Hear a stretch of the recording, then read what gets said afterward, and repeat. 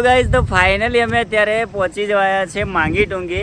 અહીંયા અમારી પાછળનો જે નજારો છે એ પણ તમને બતાવું, ખૂબ જ સરસ નજારો છે। तो यहाँ आप पीछे देखिए तो पूरा का पूरा फॉरेस्ट एरिया है। जहाँ तक नज़र जाएगी वहाँ तक आपको ग्रीनरी ही नज़र आएगी। सो गाइस फाइनली हमारा जो सापुतारा जाने का प्लान था वो आज कंफर्म हो चुका है और आज रात के 10 बजे और हम निकले हैं सापुतारा की ओर। एक्चुअली में आज हम सापुतारा नहीं जाएंगे क्योंकि कल है संडे और संडे के दिन अगर सापुतारा पहुँचेंगे तो बहुत भीड़ का सामना करना होगा, इसलिए हम सबसे पहले आज जाएंगे मांगी टुंगी। मांगी टुंगी जो कि महाराष्ट्र के अंदर गुजरात बॉर्डर से 30 किलोमीटर अंदर जाना पड़ता है नासिक ज़िले में। ये 2 पहाड़ों की चोटी है, तो देखने में आपको बहुत ही मज़ेदार लगेगा और ऐसा दृश्य आपने और कहीं नहीं देखा होगा। सो अब हम बहुत ही नज़दीक पहुंच चुके हैं मांगी टुंगी के। पहाड़ों का जो दृश्य है वो दूर से आप यहाँ देख सकते हो और यहाँ आने का जो रास्ता है वो सिंगल पट्टी का है, लेकिन ज़्यादा दिक्कत नहीं होगी। बारिश के मौसम में थोड़ी तकलीफ रहती है क्योंकि रास्ता इधर उधर थोड़ा टूटा हुआ रहता है। तो यहाँ से सिर्फ 6 किलोमीटर बाकी है मांगी टुंगी और उसका जो मेन गेट है वो आप यहाँ से देख सकते हो, मांगी टुंगी दिगंबर देवस्थान, यानी कि ये जैनों का प्रमुख स्थान है। और मांगी टुंगी की 2 जो चोटियाँ है वो यहाँ आपको दिखाई देगी। सो अब हम आ गए हैं मांगी टुंगी घाटी में।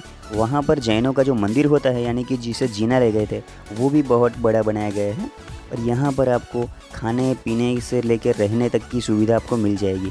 ये स्थल स्पेशली जैनों के लिए है, लेकिन अगर आप भी कोई और धर्म से भी हैं और वहाँ रुकना चाहते हैं तो सबसे पहले आपको वहाँ मंदिर के परिसर से, यानी कि जो जिनालय है, उनके जो देवस्थान है, वहाँ से आपको परमिशन लेनी होगी। तो जैनों का इस दिगंबर देवस्थान से मांगी टुंगी चढ़ने की जो सीढ़ियाँ है वहाँ तक आप पैदल भी जा सकते हो, या फिर आप अगर कार लेके आए हैं तो अपनी पर्सनल कार लेके भी जा सकते हो। तो अभी पहुँच चुके हम 99 करोड़ की मोक्ष भूमि, यानी कि मांगी टुंगी चढ़ने का जो रास्ता है सीढ़ियों वाला, वहाँ तक हम पहुँच चुके हैं। अब यहाँ से हम सीढ़ियाँ स्टार्ट करेंगे। यहाँ तकरीबन 3500 सीढ़ियाँ आपको चढ़नी होगी, लेकिन फिर भी आपको कोई थकान जैसा ऐसा कुछ महसूस नहीं होगा अगर आप बारिश के मौसम में आएंगे तो। अगर और सीज़न में आएंगे तो इधर सब कुछ सूखा सूखा लगता है, जो कि आपको शायद पसंद ना भी आए। यहाँ आने का बेस्ट जो टाइमिंग है वो है जुलाई से लेके अक्टूबर तक, क्योंकि यहाँ चारों ओर आपको ग्रीनरी ज़्यादा से ज़्यादा मिलेगी। अगर आप यहाँ से ऊपर तक नज़र दौड़ाए तो ऊपर आपको दूर एक बड़ी सी भगवान वृषभदेव की प्रतिमा नजर आएगी, जो आप यहाँ देख सकते हो। अगर आप चलने में असमर्थ है और इस प्रतिमा के दर्शन के लिए आना चाहते हो तो यहाँ पर एक फैसिलिटी अवेलेबल है। यहाँ पर आपको दूर एक व्हीकल दिखाई देगा, उसमें आप आ सकते हो, लेकिन उसके लिए आपको किराया 200 रुपये पर पर्सन देना होगा। हेलो गाइज, तो आज हम आए हैं महाराष्ट्र के मांगी टुंगी में, जो कि गुजरात के बॉर्डर से 30 किलोमीटर तक अंदर पड़ता है महाराष्ट्र के अंदर। इस जगह को मांगी टुंगी इसलिए कहा जाता है क्योंकि यहाँ 2 चोटियाँ हैं, एक ये वाली और ये दूसरी इधर वाली। यहाँ पहाड़ों में बस इस दोनों चोटी पर आप चल के पैदल जा सकते हो, एंजॉय कर सकते हो। ये जो मांगी है इसकी हाइट है 4346 फीट और ये बड़ी वाली चोटी है जो कि जिसको बोलते हैं टुंगी, इसकी हाइट है 4366 फीट। पहाड़ पे चढ़ने के दौरान अगर आपको थकान महसूस होती है तो 1-2 ऐसे रेस्ट करने के लिए भी स्थान बनाए गए हैं, जहाँ पर आप रेस्ट कर सकते हो, थोड़ा आराम कर सकते हो, उसके बाद आगे बढ़ सकते हो। यहाँ पर मेरे पीछे का जो नज़ारा है वो भी आप देख सकते हो और जो पहाड़ी का बैकग्राउंड आता है वो भी आपको बेहद ही पसंद आएगा। जो लोग फोटोग्राफी वीडियोग्राफी में बहुत इंटरेस्ट रखते हैं वो एक बार यहाँ विजिट करने ज़रूर आएगा। ये ग्रीन बोर्ड पे लिखा है कि अगर आप कुछ दान पुण्य करना चाहते हो तो वो भी कर सकते हो, जिस राशि का उपयोग पहाड़ के जीर्णोद्वार में किया जाएगा। यहाँ का जो रास्ता है वो बिल्कुल टेढ़ा मेढ़ा है और खड़ी चढ़ाई है, चढ़ने में थोड़ी परेशानी होगी। और हाँ, यहाँ पर कुछ बंदर भी आपको दिखाई देंगे जो थोड़ा परेशान कर सकते हैं। अगर आपके हाथ में खाने पीने की कोई भी चीज़ हो तो उसको प्लीज़ बैग में रख दीजिएगा, वरना वो आप पे हमला भी कर सकते हैं। और अगर व्यू की बात करें तो जहाँ तक आपकी नज़र जाएगी वहाँ तक आपको पहाड़ी पहाड़ दिखेंगे।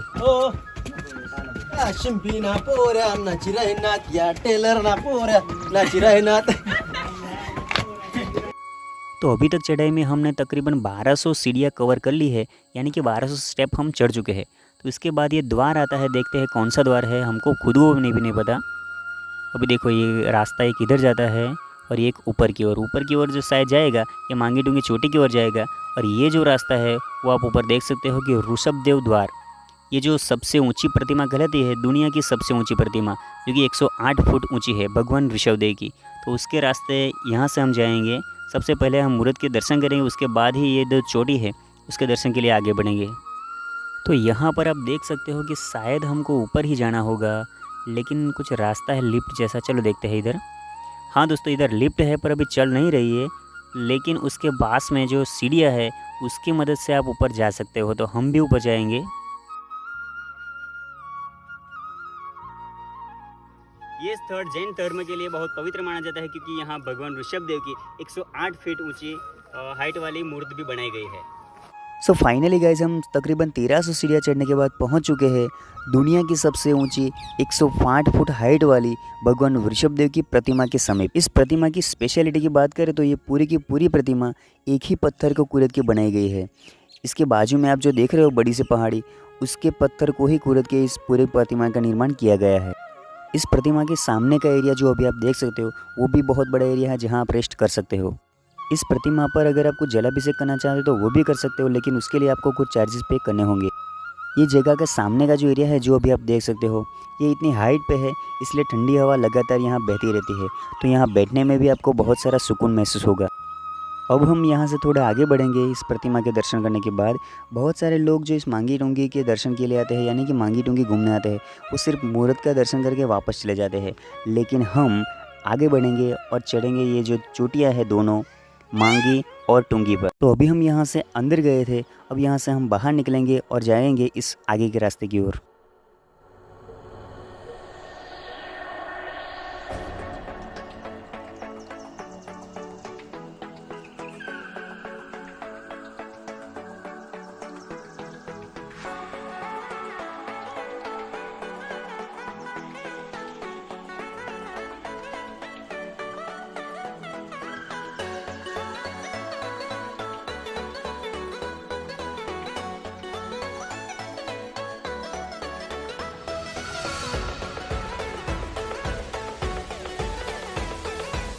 सो गाइस ठंडी ठंडी हवाओं का मज़ा लेते लेते हम आ गए हैं मांगी चोटी पर।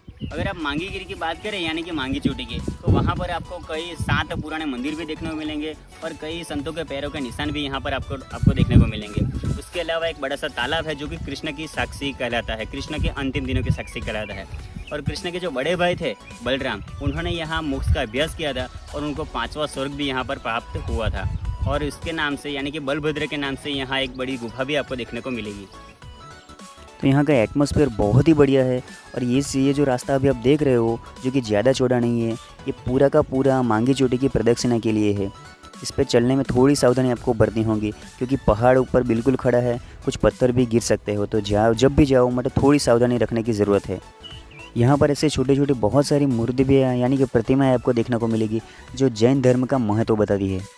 इसी रास्ते से प्रदक्षिणा करेंगे, थोड़ा सा फिसलन वाला रास्ता हो सकता है। और चोटी की बात करो तो बिल्कुल खड़ी है, ऐसा लगेगा कि पत्थर डायरेक्ट आप पे ही गिरेंगे, पर ऐसा कभी होता नहीं है, पर थोड़ी सावधानी बरतनी ज़रूरी है। और अभी हम आ गए हैं गुफा के अंदर। तो ऐसी बहुत सारी गुफाएं आपको देखने को मिलेगी। ये शायद हनुमान जी की प्रतिमा है, कलर से कि पता चलता है, एग्जैक्टली हम नहीं बता सकते। और इधर भी बहुत सारी मूर्ति भी बनाई गई है, प्रतिमाएँ आपको देख सकती है, वो सारी की सारी जैन धर्म को दर्शाती है। मतलब क्या वो ओवरऑल बात करें तो जो पूरी भी जितनी भी गुफाएं हैं और उसमें जितनी भी प्रतिमाएं हैं वो सारी की सारी जैन धर्म की ओर आपको इशारा करती है। सो मांगी चोटी की गुफा के देखने के बाद हम निकलते हैं यहाँ से बाहर की ओर।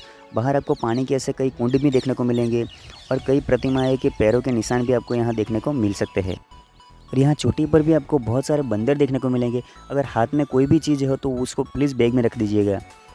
अब हम यहाँ से आगे चढ़ेंगे, इसको बाय बाय करते हैं। और ये जो रास्ता है थोड़ा नीचे जाके हम पहुँचेंगे मांगी चोटी की ओर। ये जो सामने वाला रास्ता है वो सीधा हमको ले जाएगा मांगी चोटी की ओर, और हम आए हैं इस रास्ते से, वहाँ दूर से। ये है मांगी गिरी और इधर ये है तुंगी गिरी, और इसके बीच का जो रास्ता है यहाँ पर आपको 2 और गुफा भी देखने को मिलेगी। एक है बुद्ध मुनि की और दूसरी है शुद्ध मुनि की। और उसके अलावा भगवान मुनीश्वर स्वामी का पद्मासन मुद्रा में कोलासल भी आपको यहाँ पर देखने को मिलेगा। और उसके अलावा आप देखें तो भगवान बाहुबली और उनके अलावा कई मूर्तियाँ भी आपको यहाँ पर देखने को मिलेगी।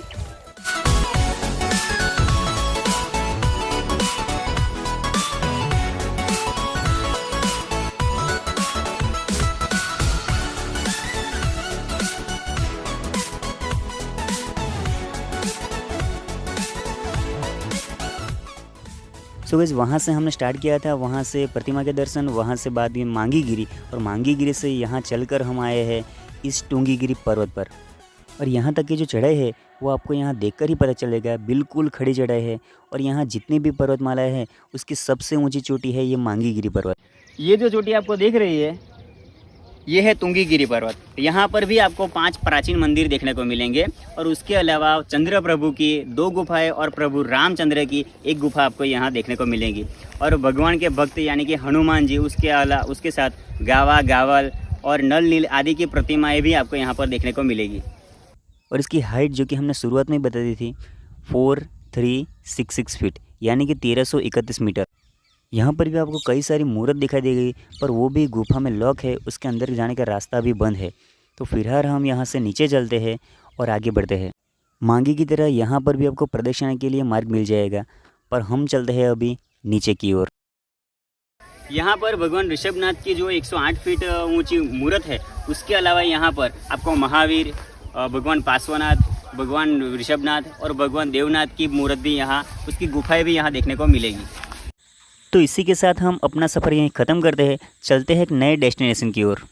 इस जगह के बारे में जितनी भी जानकारी है वो आपको डिस्क्रिप्शन में मिल जाएगी। और हाँ, वीडियो कैसी लगी चौक्कस से कमेंट करके बताइए, ये जगह कैसी लगी वो भी कमेंट में ज़रूर बताइएगा।